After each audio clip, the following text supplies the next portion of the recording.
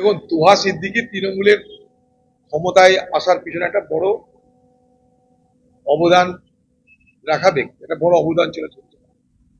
সেই সময় মমতার কাছে খুব কাছের লোক ছিল তুহা সিদ্দিকী। যখন রেল মন্ত্রী ছিল বলেছিল ফুলপুরা শরীফে রেল দিব, কোথাও কি দেবে, দেবার তো কোনো ঠিক নাই। কোথাও রেলের ফ্যাক্টরি দিচ্ছে, কোথাও কোচ ফ্যাক্টরি, কোথাও লাইন।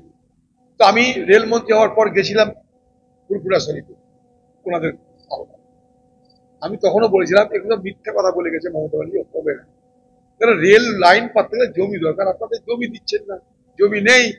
আর জমি দেওয়ার বদলে চাকরি দেওয়ার ক্ষমতা নেই। সত্যটা সত্য কথা।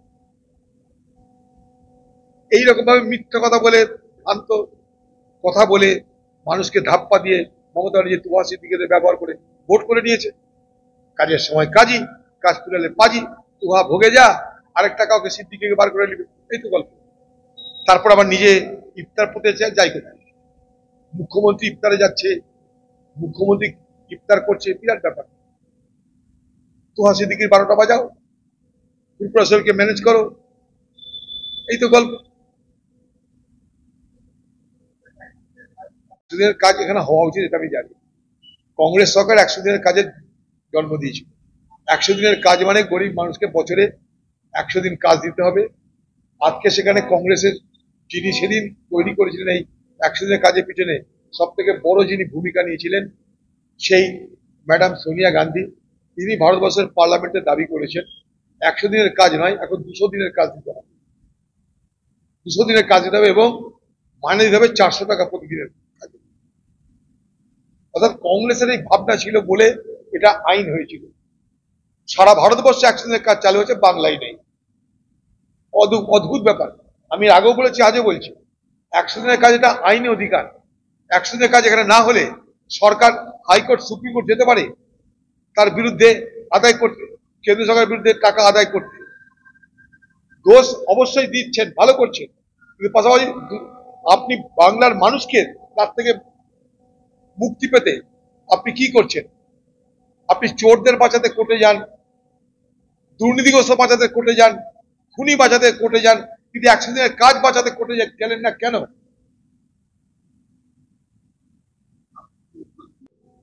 চোরদের তো কোনো ধর্ম নেই।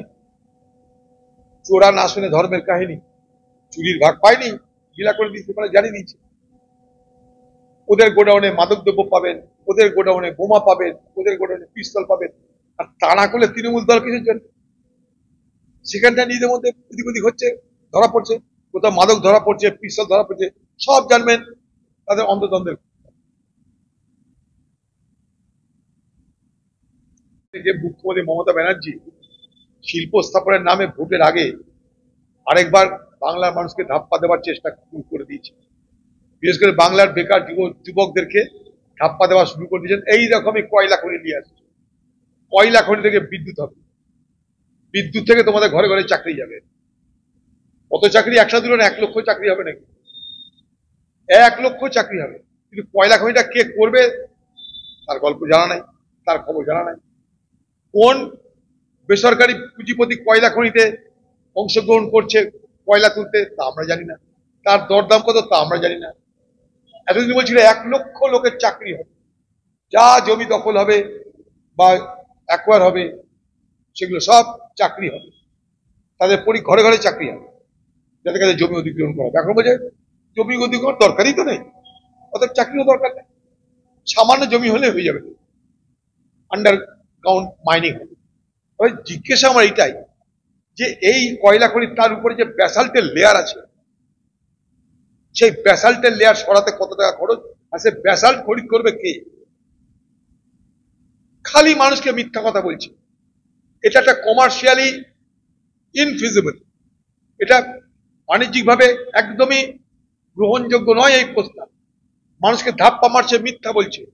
আমরা শ্বেতপত্র জারি করতে বলেছিলাম দেউচা পাচামি নিয়ে। বলুন যে দেউচা পাচামি কয়লা খনিতে কত কয়লা মজুত আছে, আপনি এটা বলতে পারেন, এত কয়লা এস্টেট পাওয়া গেছে।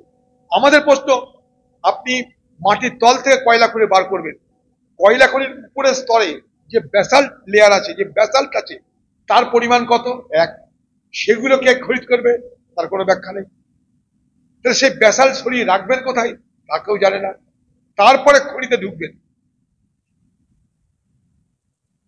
মানুষ কি কথাগুলো বলছে কি? ভারতবর্ষের কোন সংস্থা দেউচা পাচামি নিতে রাজি হয়নি, মমতা ব্যানার্জি যাতে গুছিয়ে দিচ্ছে। যখন কোন সংস্থা নিতে রাজি হয়নি ঝামেলার দিনে, তখন মমতা ব্যানার্জি গুছিয়ে দিচ্ছে। মমতা ব্যানার্জি দেখলাম কিছু পারিয়ার না পেয়ে মিথ্যা কথা বলতে পারবে, মিথ্যা কথা বল। ভোট এসছে, দেউচা পাচামি নিয়ে ঘন্টা নাড়া আরম্ভ করে দিচ্ছে। এত বড় বিশ্ব সম্মেলন, বাণিজ্য সম্মেলন, একটা বিনিয়োগকারীকে বলেছে যে ভাই দেউচা পাচামিতে আমি টাকা তাহলে কেউ বলেছে কি? এই টাকাটা কে দেবে, কোথা থেকে আসবে বলুন? এর ব্যবসায়িক ভিত্তি কি? খামোখা বাংলার বেকার যুবকদের ধাপ্পা দেওয়া হচ্ছে এই দেউচা পাচামি নিয়ে। এবং লক্ষ্য করে দেখবেন, ঠিক ভোটের আগে ধাপ্পাটা শুরু হয়ে গেল, ভোটের আগে ঢোল বাজাতে লেগে গেল দেউচা পাচামি দেউচা পাচামি। তার মাথায় রেখেছে বিশ্ববিখ্যাত সব দার্শনিকদের, বিশ্ববিখ্যাত দার্শনিক যারা পথরের কারবারে অভ্যস্ত, তাদেরকে সব মাথায় দায়িত্ব দিয়েছে। সেখানে আদিবাসীদের মধ্যে কিছু দালাল তৈরি করা হয়েছে, যারা হ্যাঁতে হ্যাঁ বলছে, দিয়ে আদিবাসী সমাজকে বিভ্রান্ত করা হচ্ছে, বাংলা বেকার যুবকদের বিভ্রান্ত করা হচ্ছে, মিথ্যা কথা বলেছে, মিথ্যা কথা। 1 লক্ষ লোকের চাকরি দিয়ে বলছে, কিভাবে সম্ভব বলুন? কোথায় চাকরি দিবে 1 লক্ষ লোকের আন্ডারগ্রাউন্ড মাইনিং এ? ভারতবর্ষে কোন আন্ডারগ্রাউন্ড মাইনিং এ 1 লক্ষ লোকের চাকরির সম্ভাবনা আছে কি বলুন? গাছে কাঁঠাল, গোপে তেল। ভোটের আগে দিদি এটাই চাই, নতুন ভেলকি বেকার যুবকদের জন্য। আর লক্ষ্মীর ভান্ডারের জন্য কিছু পয়সা বাড়াবে ভোটের আগে, আপনি শিওর থাকতে পারেন। লক্ষ্মীর ভান্ডারের জন্য ভোটের আগে কিছু টাকা বাড়বে। আমরা বলেছি লক্ষ্মীর ভান্ডারে পয়সা বাড়িয়ে, অনুদান বাড়িয়ে 2,500 টাকা করবে।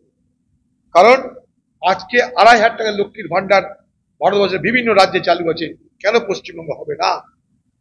পাশের রাজ্যে ঝাড়খণ্ড আছে, কেন পশ্চিমবঙ্গ হবে না? ঝাড়খণ্ডের হেমন্ত সোরেন সমস্ত টাকা দিয়ে দিল 10-12 দিন আগে, 2,500 টাকা একটা মহিলাকে, এখানে কেন হবে না? ভোটের আগে কিছু লক্ষ্মীর ভান্ডারের পয়সা বাড়াবে, দেউচা পাচামির গল্প শোনাবে, আর ভোটের বাজার দখল করার চেষ্টা করবে। কুড়োর কল দেখাবে, চাকরি কোথাও চাকরি নাই।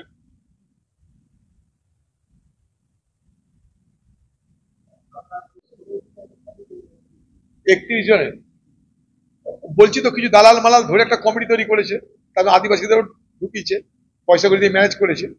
এতদিন বলছিল জমি অধিগ্রহণ হলে সবকে চাকরি দেবো। দেখো, এতদিন বলেছিল জমি অধিগ্রহণ হলে সবকে চাকরি দেবো, আজ বলছে জমি অধিগ্রহণের দরকারই নেই। তার মানেটা কি? দেউচা পাচামিটা হচ্ছেটা কি তাহলে? বিনা জমি অধিগ্রহণে দেউচা পাচামি হয়ে যাবে একটা কয়লা খনি। আবার বলছি এশিয়া সব থেকে বড় কয়লা খনি, এশিয়ার সব থেকে বড় কয়লা খনিতে জমি লাগবে না, জমি অধিগ্রহণ করতে হবে, তো ভারী মজার জিনিস। আজকে সর্বত্র ওপেন কাস্ট মাইনিং হয়, মাটি বার করে। এখানে বলছে আন্ডারগ্রাউন্ড মাইনিং হবে। এই আন্ডারগ্রাউন্ড মাইনিং কখন লাভজনক হবে কি দেউচা পাচামির ক্ষেত্রে বলুন? বলছি না তো, আমরা যে শ্বেতপত্র প্রকাশ করি, কখনো বলছে জমি অধিগ্রহণ হবে, কখনো বলছে হবে না। এর আগে বললেন কি জমি অধিগ্রহণ সময় সবকে চাকরি দেওয়া হবে। কি চাকরি? Civic volunteer. কয়লা খনিতে না, সিভিক ভলেন্টিয়ার হবে স্যার। রাস্তায় দাঁড়িয়ে ট্রাক বাস থামিয়ে তোলা তুলবে, ব্যাস। সে তোলা একটা ভাগ নেতাদের দিবে, একটা ভাগ থানায় দিবে, চলবে। এবং দেউচা পাচামিদের জমি অধিগ্রহণের নামে আরো জেনে রাখুন, তৃণমূলের নেতারা তারা দালালি করা শুরু করে দিচ্ছে। তোর জমি এনে তোকে এত টাকা দিব, সেই জমিটা খরিদ করে নিচ্ছে তৃণমূলের নেতা কায়দা করে। জমিটার দাম বাড়ছে, ওই জমিটা কায়দা করে খরিদ করে নিচ্ছে। এবার সেই জমিটা যখন অধিগ্রহণ করার পর যে ক্ষতিপূরণের টাকা পাবে, তখন সে তৃণমূলের নেতা পাবে। তার আগে জমিগুলোকে ম্যানেজ করে নিচ্ছে আদিবাসীদের কাছ থেকে চুক্তি দিয়ে, ভর্কি দিয়ে। এই চলছে গোটা দেউচা পাচামিতে, দিন ধরে চলছে। শুধু লাদাখে না, অরুণাচলে চলছে, নিয়ে বহু কথা বলেছি আমরা। ওরা যেটা করতে চাই সেটা হচ্ছে এই, যে আগে অতিক্রমণ করো, মানে এলাকা দখল করো, দিয়ে গ্রাম বসিয়ে দাও, যাতে আগামী দিনে প্রমাণ করতে পারে কিন্তু চীনের স্থানীয় বাসিন্দা। এবার সেই গ্রামে গ্রামে প্রোটেকশন ফোর্স দেবে, তাদেরকে ট্রেনিং দেওয়া করাবে। তারা হচ্ছে চীনের কোচ, অর্থাৎ চীন দেখাবে যে এই সমস্ত গ্রামগুলো আমাদের গ্রাম, এখানে যুদ্ধ কিসে, সেটা আমরাই বসবাস করি, এটা তো আমাদেরই গ্রাম। এটা একটা চীনের জমি দখলের একটা চালাকি। এটাকে বলা হয় সালামি স্লাইসিং। ধীরে ধীরে ধীরে ধীরে বিপক্ষের জমি দখল করে নাও, দখল করো বসতি বসিয়ে দাও, দখল করো বসতি বসিয়ে দাও। এটা চীনের একটা চালাকি। এটা লাদাখে শুধু নয়, অরুণাচলেও করেছে। অরুণাচলে গ্রাম বানিয়ে দিয়েছে, উপগ্রহ তথ্যে সবকিছু দেখা গেছে। ভারত সরকার তার বলতে চায় না, বলতে পারে না। আজকে লাদাখ এলাকায় যারা পাহাড়ি, যারা সেখানকার জনজাতি আদিবাসী, যারা তাদের রুটি রোজগারের জায়গা ছিল কি জানেন? তাদের রুটি জায়গা ছিল পশমিনা। আজকে তাদের সে সমস্ত ভেড়া চড়ানোর জায়গা দখল করে নিয়েছে চীনারা। সেখানকার ভূগোল পাল্টে দিতে চাইছে চীনারা।